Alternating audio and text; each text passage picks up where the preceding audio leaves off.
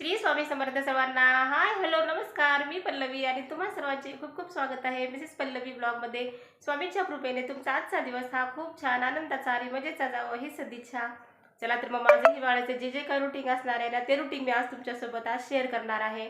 ऋतुमानानुसार आपल्या आहारामध्ये बदल होतात आणि तेच बदल जे काय आहेत ना, ते मी आज तुमच्यासोबत शेअर करणार आहे. थंडीमध्ये आपल्याला ना सर्वांना खूप असा कंटाळा येतो, खूप थकवा येतो, काम करायची इच्छा होत नाही. सतत आपल्याला असं म्हणजे बसून राहावं असं वाटतं. मग त्यासाठी आपल्याला योग्य सूर्यप्रकाशाची, योग्य व्यायामाची आणि योग्य आहाराची अशी गरज असते. चला तर मग अशाच प्रकारे जो जो आपला आज थंडीचा आणि हिवाळ्याचा जो काही आहार असणार आहे ना, तो मी आज तुमच्यासोबत मी शेअर करणार आहे. तर माझ्या व्हिडिओमध्ये तुम्ही शेवटपर्यंत राहा आणि व्हिडिओ माझा स्किप करू नका. अगोदर सुरुवातीला मी अंघोळ करून आल्याबरोबर अगोदर मी कोमट पाणी घेतलेलं आहे. कोमट पाण्याचे आपल्या शरीराला खूप असे फायदे आहेत. सकाळी कोमट पाणी पिल्याने आपली पचनक्रिया ही सुरळीत होते आणि शरीरातील अपायकारक घटक हे बाहेर टाकण्यामध्ये मदत होते. त्याचबरोबर घसा दुखणे किंवा सर्दी अशाशी आपल्याला आराम भेटतो. त्वचा पण आपल्याला स्वच्छ आणि तजेलदार राहण्यासाठी मदत होते.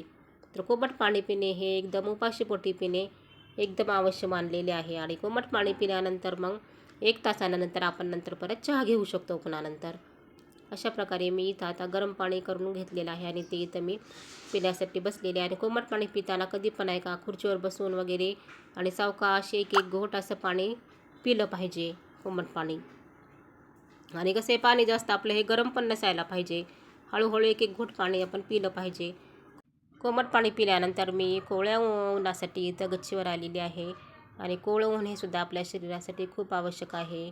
आणि सकाळचा सूर्यप्रकाश हे घेतल्याने आपले हाडे हे मजबूत राहतात आणि शरीरातील आपली ऊर्जा वाढते आणि त्याचबरोबर आपले मनसुद्धा प्रसन्न राहते. सकाळचा सूर्यप्रकाश हा आपल्या आरोग्यासाठी हा खूप चांगला मानला आहे. सकाळचा कोवळा सूर्यप्रकाश हा खूप आपल्या शरीरासाठी आवश्यक आहे आणि ह्याच्यातून आपल्याला ना डी जीवनसत्व मिळते. त्याच्यामुळं मी सकाळी अगोदर आता खाली कोमट पाणी वगैरे घेतलं आणि त्याच्यानंतर मी इथं वर कोवळ्या उन्हाला आलेली आहे. पाहू शकता सूर्य हा खूप छान वर आलेला आहे आणि हा कोवळा सूर्यप्रकाश हा आपल्यासाठी खूप आवश्यक आहे. आणि आस्था पण आलेली आहे आमच्यासोबत, पाहू शकतात तुम्ही. खूप छान वाटतं सकाळी लवकर उठलं ना, सकाळचं वातावरण आहे खूप प्रसन्न वाटतं आणि पक्ष्यांचा चिवचिवाट ऐकू येत आहे.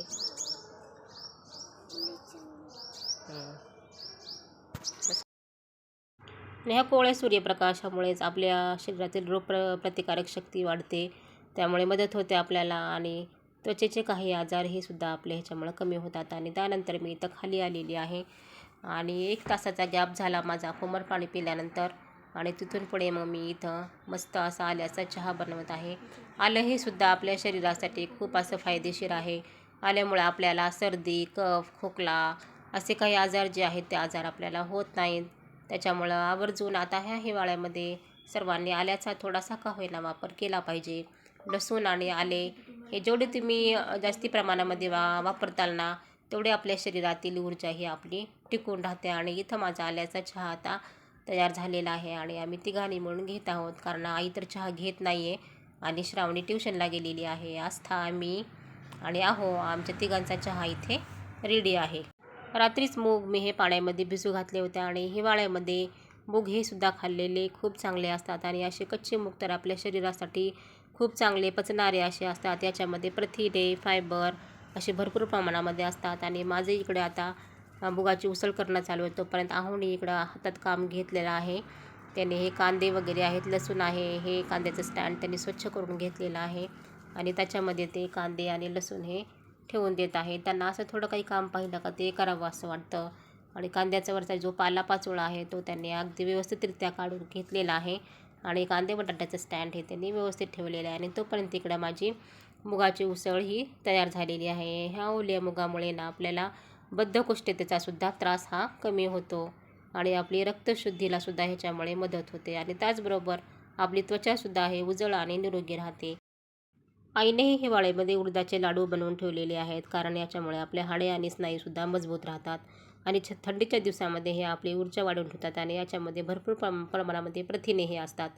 आणि हे गूळ आहे, गुळामध्ये सुद्धा खूप मोठ्या प्रमाणामध्ये आयर्न असते. आणि गुळ आणि शेंगदाण्याचे लाडू तर हिवाळ्यामध्ये आपण सर्वांनी मिळून आवर्जून खाल्लेच पाहिजेत. गुळामुळे आपल्याला लोहसुद्धा मिळतं आणि हे दही आपल्याला असं वाटतं ना की हिवाळ्याच्या दिवसामध्ये खूप थंड असते म्हणून, पण तसं नसते की हे दहीसुद्धा आपल्या शरीरासाठी ना आपली ऊर्जा टिकवून ठेवतं आणि दह्याचे खूप असे फायदे आहेत. त्याच्यामुळं हिवाळ्याच्या दिवसामध्ये आवर्जून दही खाल्लं पाहिजे, पण एवढंच की थंडगार दही नाही खायचं फ्रीजमध्ये ठेवलेलं. आणि हे तूप तर एवढं चांगलं आहे आणि हिवाळ्यात खाल्लेलं. तुपामुळं आपल्या मेंदूची कार्यक्षमताही एकदम व्यवस्थितरित्या राहते आणि दररोजच्या जेवणामध्ये आपल्या एक एक चमचा आणि 2 चमचे तरी तुपाचा आपला हा समावेश हा असलाच पाहिजे. त्याच्यामुळं मग मुलींना तर मी आवर्जून ना खिचडीवर, ह्याच्यावर, साध्या पोळीला कधी-कधी लावून तूप वगैरे देत असते मी. आणि शेंगदाणे, गूळ आणि तीळ ह्यांचे लाडूसुद्धा खूप उपयुक्त असतात ह्या हिवाळ्याच्या दिवसामध्ये. कारण हे सर्व जे पदार्थ आहेत ना, ते आपल्या शरीरातील ऊर्जा टिकून ठेवण्यासाठी आपल्याला मदत करतात. आणि हे आहेत मेथवण्या आणि याचासुद्धा हिवाळ्यामध्ये खूप असा भरपूर फायदा आहे. चला मग माझा सकाळचा आता नाश्ता वगैरे झालेला आहे आणि स्वयंपाक पण मी करून घेतलेला आहे. स्वयंपाकामध्ये काही नाही, आपले साध्या पोळ्या, आपली तुरीच्या सोल्याची आमटी, ठेचा, अशा प्रकारे जेवण केलेलं आहे. कपडे वगैरे सर्व काही धुणं झालेलं आहे माझं. आणि हे आहेत बघा तीळ. आता हे तीळ मी आता थोडेसे स्वच्छ करून घेतलेले आहेत आणि ह्या तिळाचा सुद्धा ना आपल्या ह्या हिवाळ्यामध्ये ना खूप असं ह्याचा उपयोग होतो आपल्याला. ह्या तिळामुळं आपले हाडं हे खूप मजबूत राहतात आणि ह्याच्यामुळं ना आपली स्किन पण आणि आपले केस पण एकदम चांगले राहतात. आणि विशेष म्हणजे हे तीळ जे आहेत ना, हे धार्मिक कार्यासाठी सुद्धा खूप असे उपयुक्त मानले जातात. आणि जेणेकरून आपले आता संक्रांत तर येतच आहे, त्या संक्रांतीच्या काळामध्ये हे तीळ आणि गुळ ह्याचा खूप आपला समावेश होतो आणि ह्याच्यामुळे ना आपल्या शरीराला खूप चांगली ऊर्जा भेटते आणि आपले शरीर हे एकदम असे ऊर्जावान बनून राहते हिवाळ्यासाठी. तर चला मग आता हाच तिळाची ना मी आता चटणी करून तुम्हाला दाखवणार आहे. मी तिळाच्या चटणीची रेसिपी मी तुमच्यासोबत आता शेअर करणार आहे, जेणेकरून ही चटणी जी आहे ना हिवाळ्यामध्ये खाण्यासाठी आपल्याला खूप अशी उपयुक्त आहे. आणि यासाठी साहित्य म्हणजे काही नाहीये, हे आपले तीळ घेतलेले आहेत आणि थोडेसे शेंगदाणे लागतात. चला मग आता आपण तिळाची चटणी ही सुद्धा आपल्या शरीराला उष्णता देते आणि हिवाळ्यामध्ये आपले शरीर हे जे आहे ते गरम ठेवण्यामध्ये मदत करते. आणि याच्यामुळे ना आपले हाडे व सांधेसुद्धा हे मजबूत राहतात. पचनक्रियासुद्धा आपली याच्यामुळे सुधारते आणि आपल्याला असं वाटतं की ही एवढीशी चटणी आहे, पण ही थोडीशी चटणीसुद्धा आपल्याला ही भरपूर ऊर्जा देते. आणि ह्या तिळामध्ये ना भरपूर प्रमाणामध्ये कॅल्शियम पण आहे आणि याच्यातून आपल्याला लोह आणि चांगली चरबीसुद्धा मिळते.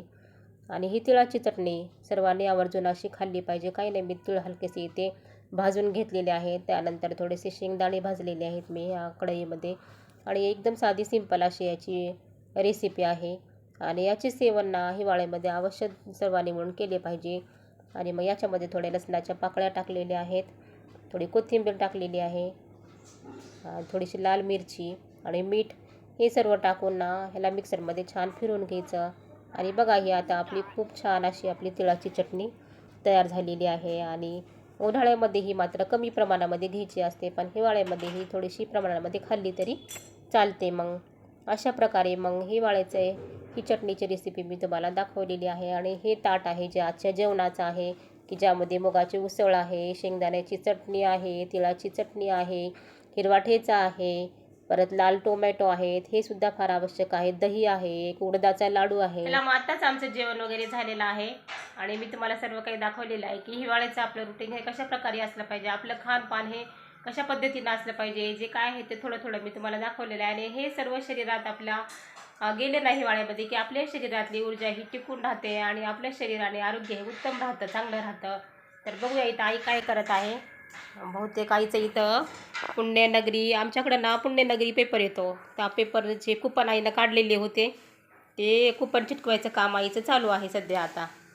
कारण हे द्यायचं आहे, हे 15 डिसेंबरपर्यंत द्यायचं आहे, त्याच्यामुळं आईना हे आता कुपन चिटकवत आहे. याच्या माझं हिवाळ्याचं रुटीन तुम्हाला कसं वाटलं ते मला कमेंटद्वारे नक्की सांगा. व्हिडिओ आवडला तर व्हिडिओला लाईक करा, कमेंट करा आणि चॅनलला माझ्या सबस्क्राईब करा. भेटूया परत अशाच आणखीन एका नवीन ब्लॉगमध्ये. धन्यवाद.